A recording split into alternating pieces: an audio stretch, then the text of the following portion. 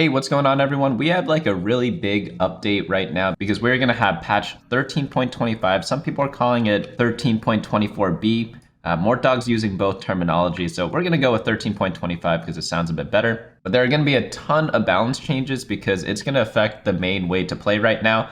On my website, bunnymuffins.lol/meta, we have Fast 9 as the best comp right now. However, they are nerfing that. So pretty much whenever the best comp is like super nerfed, the meta is going to shift a ton. So essentially what's happening is at level 9, the headliner odds are changing from 90% 4 cost, 10% 5 cost to 98% 4 cost, 2% 5 cost. This is essentially to stop people from trying to Fast 9. That means we should be playing around 4 cost units a lot more often.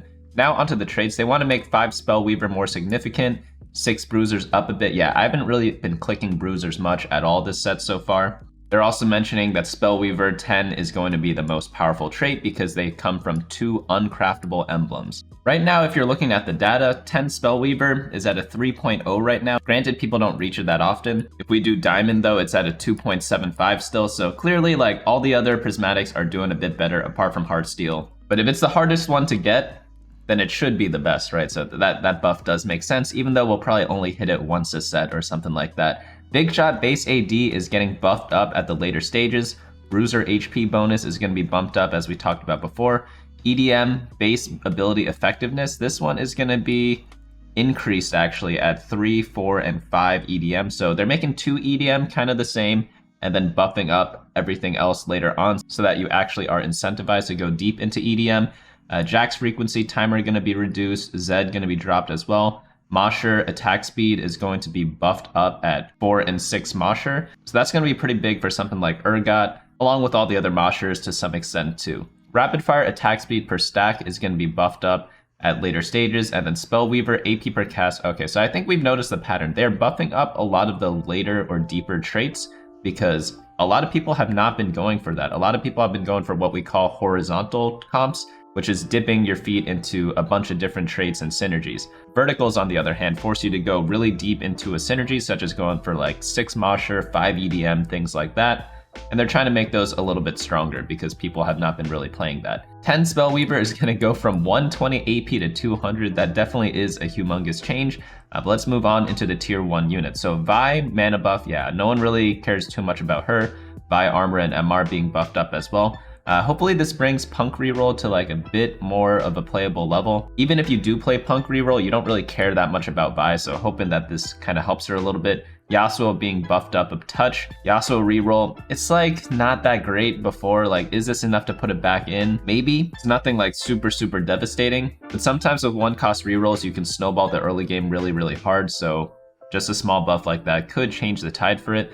Units tier 2, Gragas Boogie hour damage is going to be buffed up across the board, so they really want him in the Spellweavers. He's kind of weird because he's like a 3 trait unit. He's a Bruiser, Spellweaver, and a Disco. So he kind of fits in every comp, but he's like not that great of a unit. So he kind of is like a trait bot, which is fine. But now that I'm thinking of Gragas, I haven't really played him that often, only really during like stage 3 or something like that. Kale Fires of Ascension on hit damage is being buffed up across the board, same with the finale damage, and then Twitch's armor being jacked up.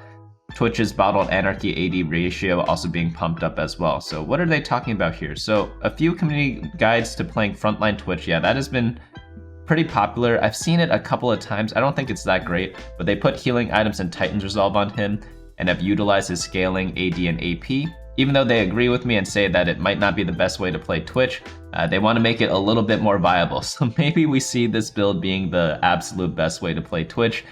I don't really know. It seems weird putting like a range unit in the front line. And yeah, they're cracking jokes at it here too, because it's a frontliner with 4 hex range. Doesn't really make too much sense, but like, you are free to try it. Let me know how it goes. So if you like playing Twitch in the front line, comment below. And if you like playing Twitch in the back line, you gotta like the video. So next up we have is units tier 4. Poppy Hammer Time AD ratio is gonna be bumped up across the board. So Poppy, I always really liked her as a unit. She's a great generic like 4 cost headliner that you could use to Fast 9 before, but obviously like we're not Fast 9ing anymore. If we are going to be playing Poppy now, we're going to have to commit to her a little bit. I've seen some AD Poppy builds, but mainly I've been playing her as a tank. Now maybe you could kind of do both. Maybe you could pick and choose. Obviously like an item like Titan's Resolve, which gives both types of stats such as tankiness and AD, Obviously, it's going to be pretty solid on her. And they're saying build a Sterix Gauge on her, so maybe we could try that out too. Zac HP being buffed up, same with the mana buff. So EDM's getting, whoa, this is a pretty big mana buff too. 160 to 130, that's like humongous.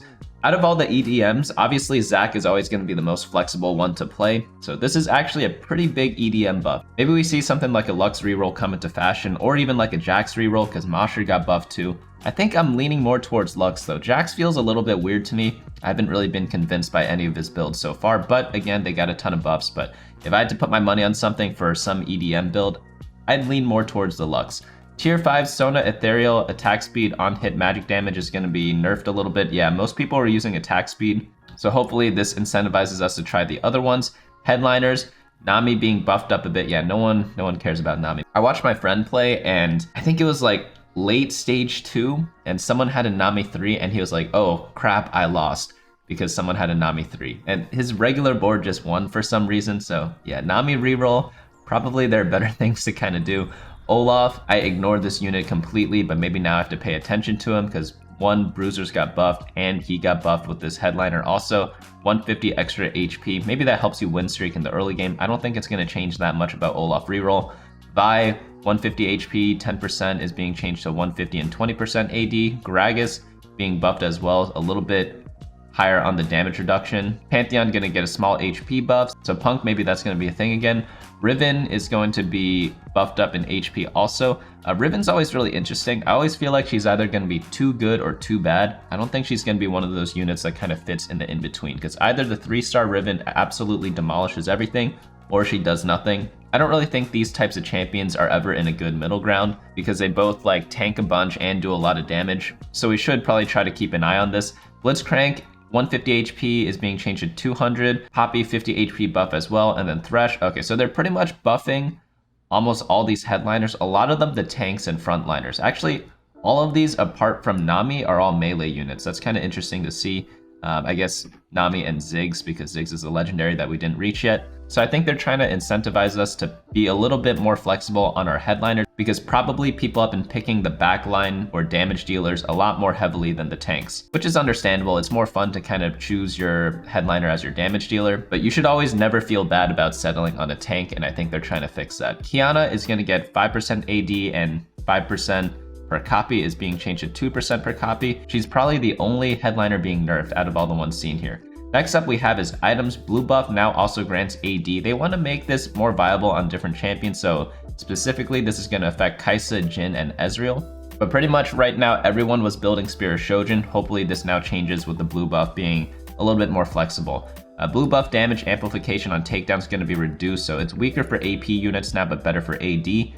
Blue Blessing, the Radiant blue buff, is getting similar changes also. Gargoyle Stoneplate, this one's so funny because it always gets buffed and nerfed, always by increments of 5 too. It depends on the set. I think they've changed this like at least once every single set, but maybe they need to play around with like the half numbers. Like what about like a 32 or something like that? I know it doesn't look as cool, but this item is always like the best item ever. Everyone builds it or no one builds it at all.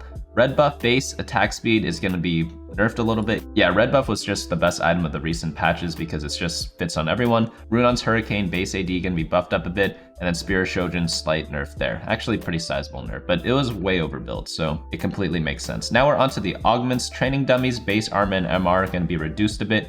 Cutting corners XP reduction going to be, oh, I wouldn't even want to take this anymore then.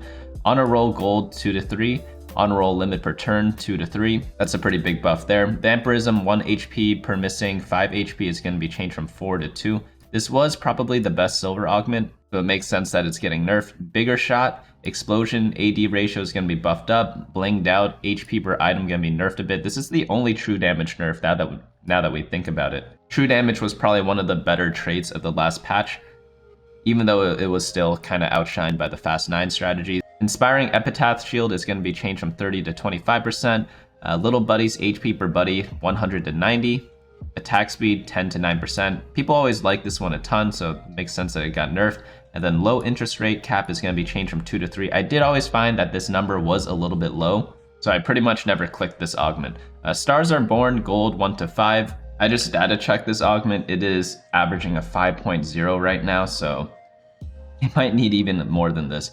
3's a crowd HP per 3 cost is going to be changed from 85 to 80. Too big to fail. Explosion HP ratio is going to be changed from 30 to 40%.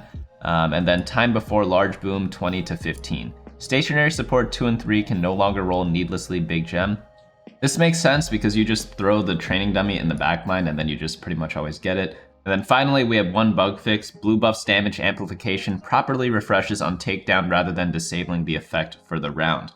So that's going to round up this patch. Again, Fast 9 going to be killed. Like I said last patch that 4 cost units would be back, and I was wrong completely, but I think now that they actually will, because this pretty much seals the deal. Going Fast 9, there's not really that much of a reward. You're probably going to do some fast aiding, play around the 4 cost, and hopefully we get back to regular TFT, because I don't really like the Fast 9 strategies. They are fun for like a little bit, and they definitely should keep it viable in some spots. But I think it's like way too good right now. But we'll be updating the meta snapshot on Friday, so definitely look out for that. If you have not checked it out in any of the previous editions, we pretty much just go over the best comps to play and how to play them. And it's a nice little cheat sheet to kind of use whenever you're playing the game. But overall, like hopefully some of these rerolls don't get too out of control, because I noticed that some of them did get buffed up a bit. But a bunch of 4 costs did get buffed, so like they are obviously going to be a lot stronger. And I hope they are, because I do miss playing around 4 cost units. That's going to be it for me today though. Hopefully you all enjoyed this video, and I'll see you all next time.